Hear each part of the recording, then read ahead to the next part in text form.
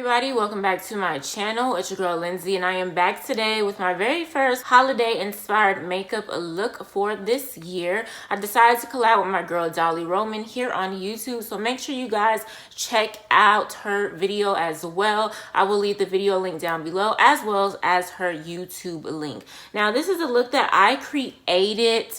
Y'all know I got allergies, and sometimes when I put on a certain lash my eyes start to water, so I needed to film this intro really quickly before my eyes start jacking up, okay? But here's the look that I created. I used my Jackie and Anastasia Beverly Hills palette to create this look. So you guys, I will insert some pictures if I can get some really good pictures so you guys can really see how the look is. But it came out really cute. I also did a review on this wig as well, so make sure you guys check it out as soon as it drops.